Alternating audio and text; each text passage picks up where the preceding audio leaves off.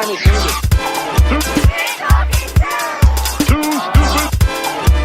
Trivia tuned. Danny Sanders. Cartoon. Danny Sanders. Hi, my name is Zach. And I'm Evan. And this is That Cartoon Podcast. And today we have a very special guest, an extremely talented woman who has been in a lot of different shows, in anime and cartoons and live action shows. Probably one of my favorite voice actresses. Please, everyone, welcome Miss Laura Jill Miller. How's it going? I'm good. How are you? Doing all right. We're doing all right. I can hear the fans clapping right now. You were too generous to us. So let's go ahead and get started. When did you first become interested in acting and voice acting? Well, when I was really young, I started doing dinner theater work in Pennsylvania, where I'm from. And I just happened to be at the right place at the right time for my first audition. And I auditioned for The Sound of Music, and I got it. I had asked my dad what the word audition meant. I think I saw it in the newspaper at home, and it was this Theater in the Round dinner theater opening up, and I thought it looked like a carousel, but I was mistaken. And I auditioned, and I got it, and then I pretty much did every show after that at that dinner theater, like Gigi, Gypsy, Annie Get Your Gun, Oliver, Fiddler on the Roof. And then I was really at the right place at the right time. One of the cast members of one of the shows said, "Hey, they're having an open call in New York City. You should go in and tell us all what a real New York Broadway audition is like." So I went in, and probably out of 800 plus kids, I got narrowed down to the last 5. And I didn't get it, but as I was leaving, I stuck my head in a door next door and asked what was going on, and I just happened to ask the right person, and he was like, "Do you sing?" And I said, "Yep." And he said, "Do you dance?" And I said, "Yeah." And he said, "Do you play the piano?" And I said, "Yeah." And he said, "Do you have an agent?" And I said, "No." And he said, "Do you have a manager?" And I said, "No." And he asked for my telephone number, and I gave it to him.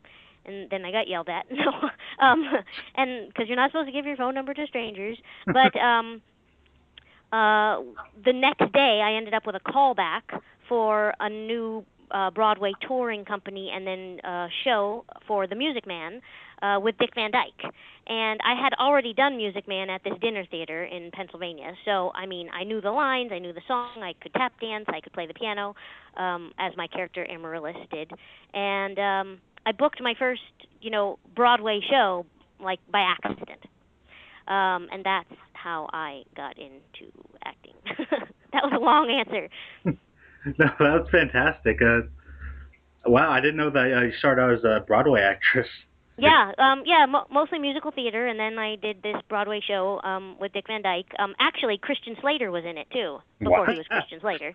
He played Winthrop, I was Amaryllis. Yeah, it was a great experience. And then after I came back from tour and then was in New York, I got an agent. Yeah, it was all sort of backwards. And one of my auditions was for Give Me a Break. And I auditioned in New York and then was flown to California and had a screen test, and the rest is history. Nice. Oh, and you also asked, I think, how did I first become interested in acting and voice acting? Yeah. The voice acting came about, like, during some of the time I was back in New York.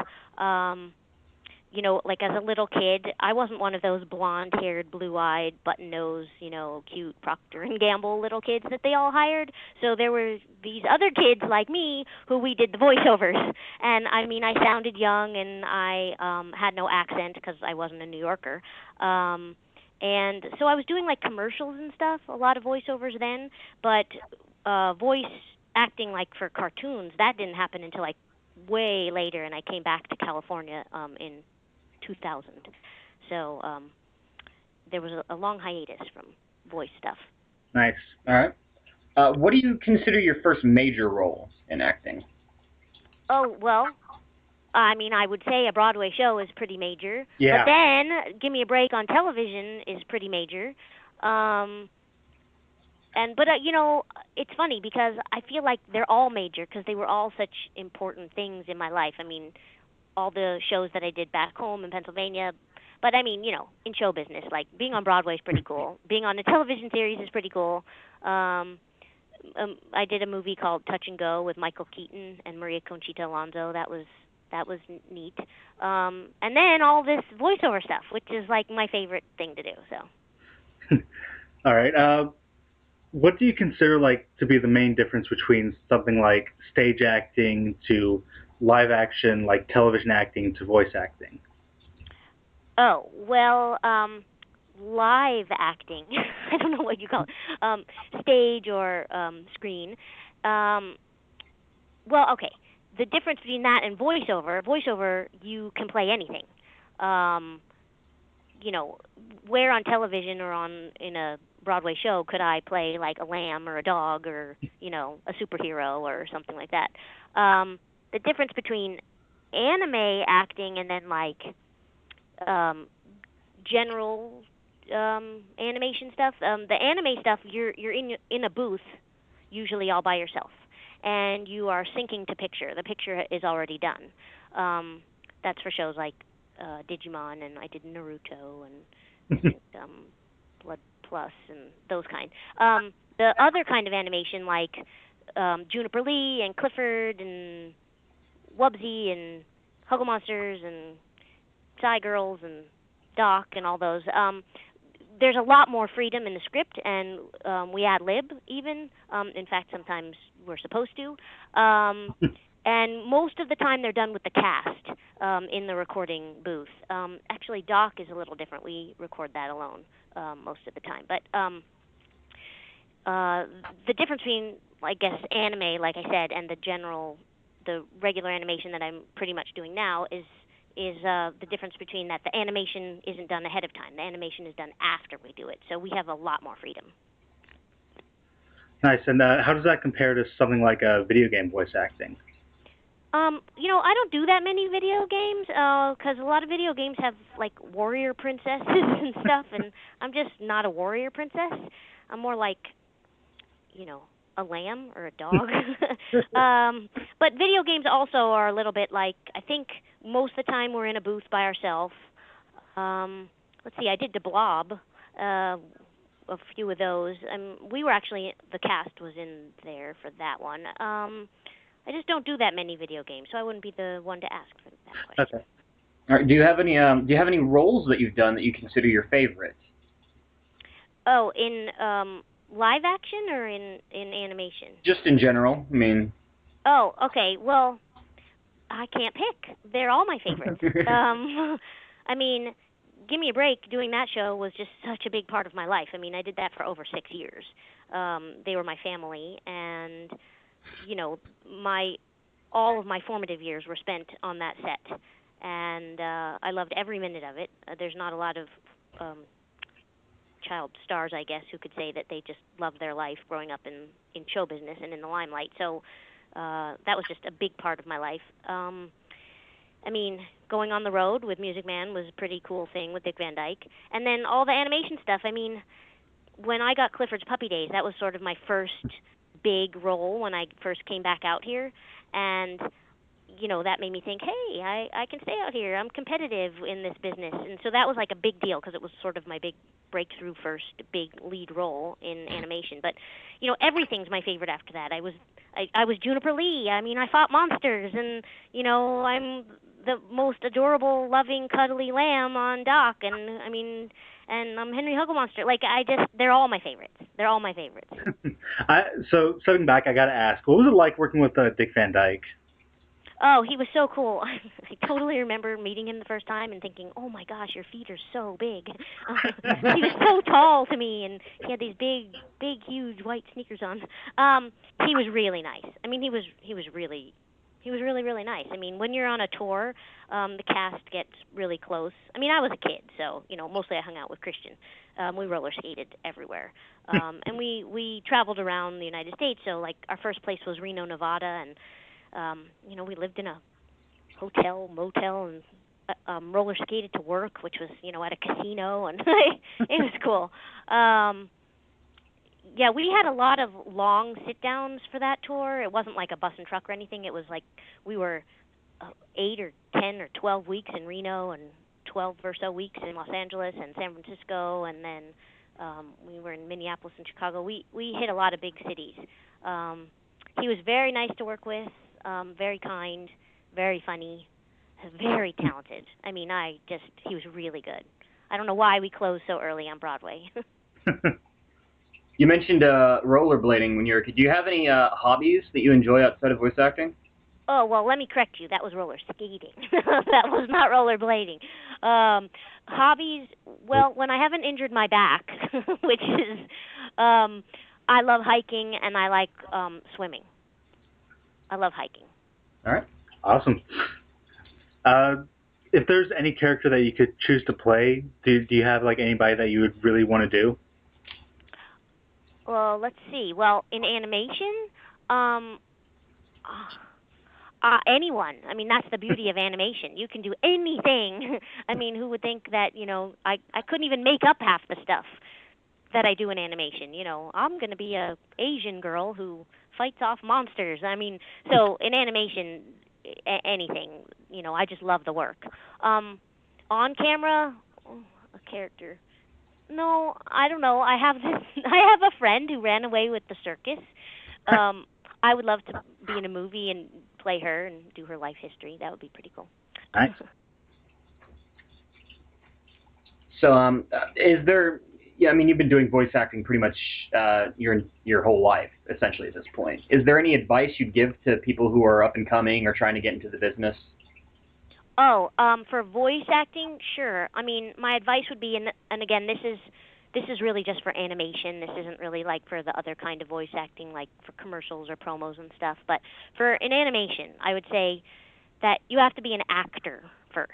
It's not just about doing voices or making silly sounds. I mean, that's a big part of it. You have to be able to have accents and, do all kinds of things with your voice. But you really have to be able to bring life to these characters and bring the black and white words off of the page.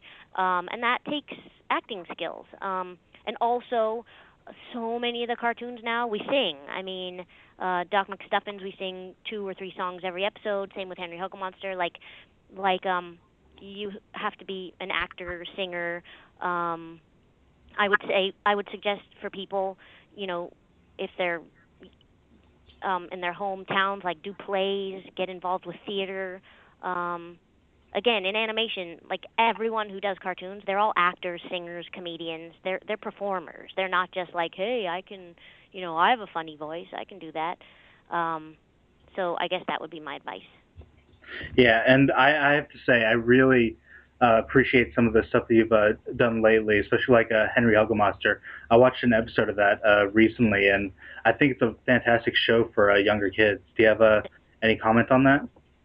It is a great show. Henry Hugglemonster, Doc McStuffins, Curious George, like all those. I just love being in these. I love these feel-good, kid shows that they teach so much. And then even like I mentioned Psy Girls before. That's for a little bit older crowd. I mean, it's like a science show. We won Emmys and stuff. It's just so cool being part of these shows that I feel like for Doc McStuffins, it's I think it's like the water cooler hit for preschoolers. It's changing the world. I mean, it really is. It's like making a huge impact on people. I mean, I think 20 or 30 years from now, there's going to be a whole slew of new doctors who grew up and said, I wanted to be a doctor because of Doc McStuffins.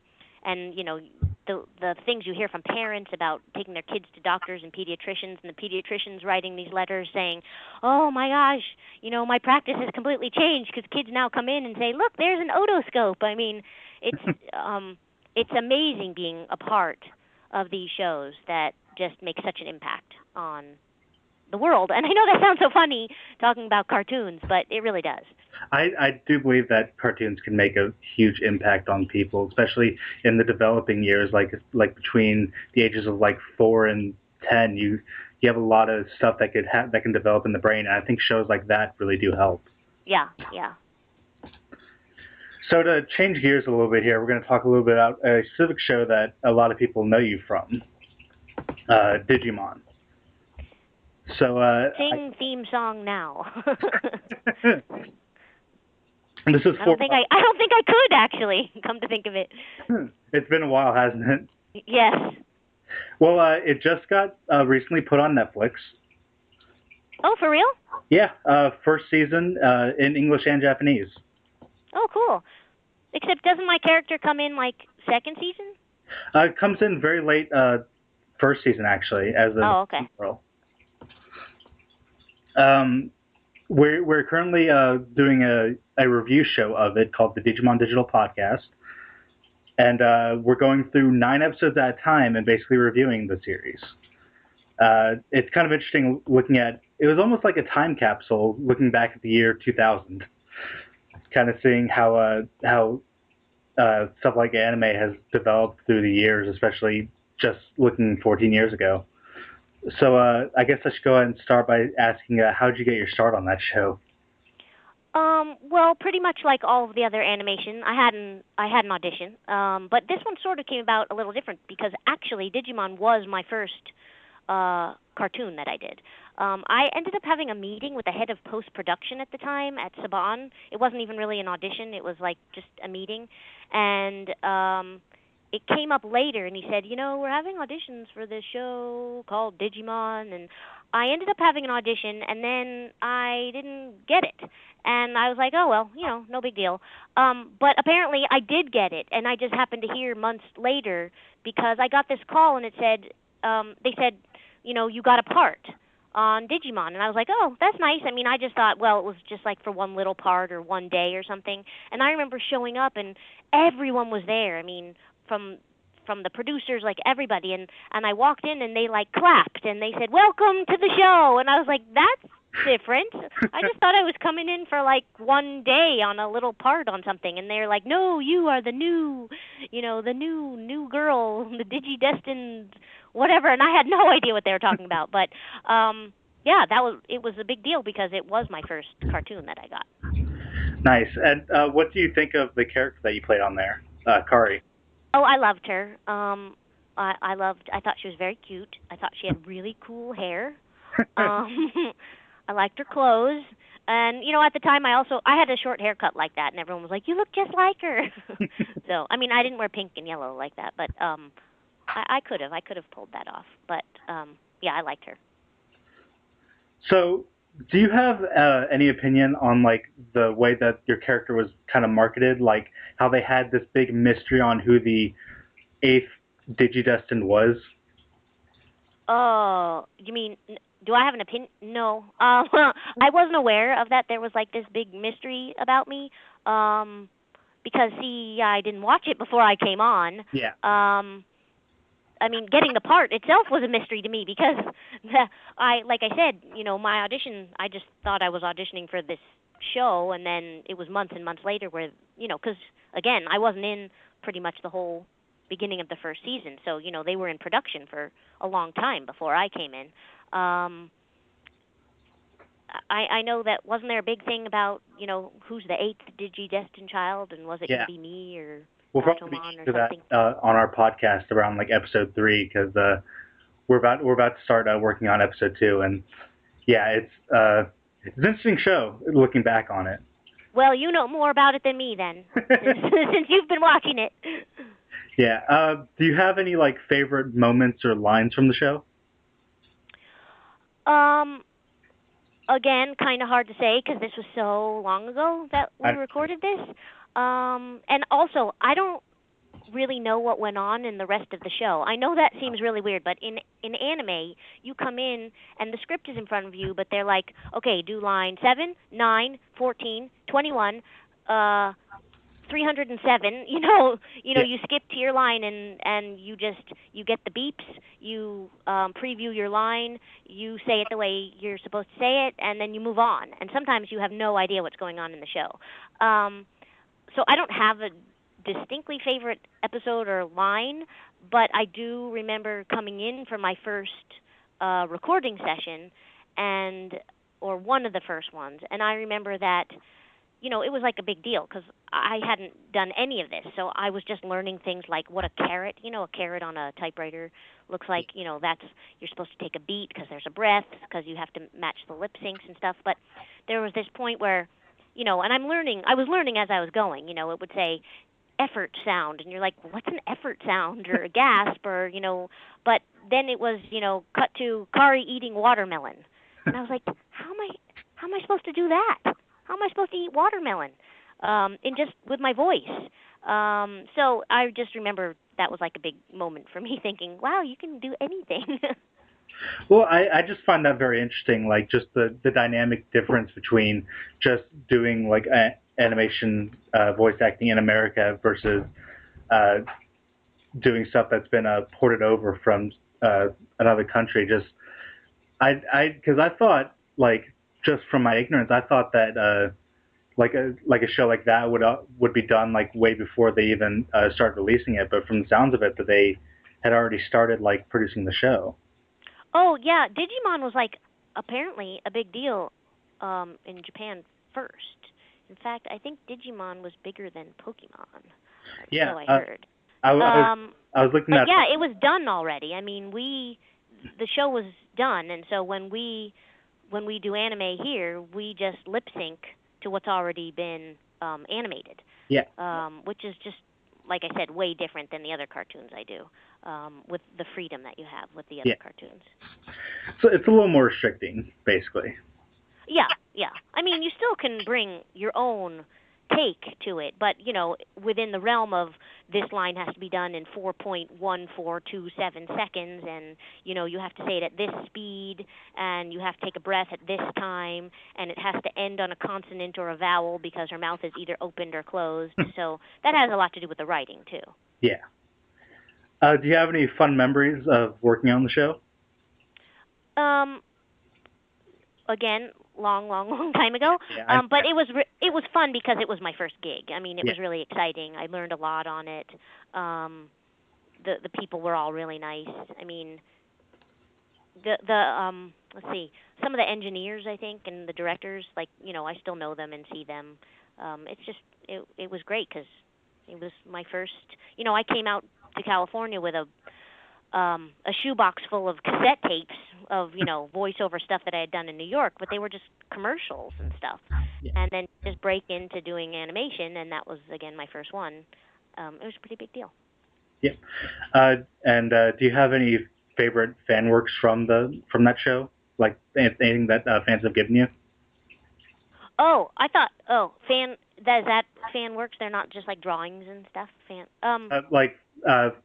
Like drawings, maybe pieces of fan fiction you've gotten? No, I don't have a favorite. I'm not.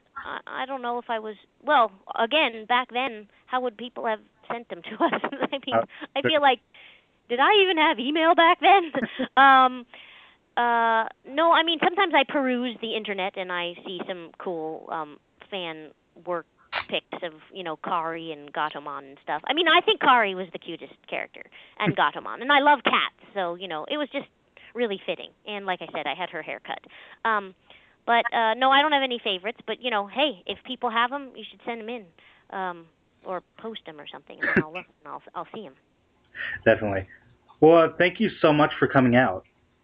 Thank you for interviewing. Have a good rest of your day and weekend. You as well. You as well. Okay. Bye. Bye.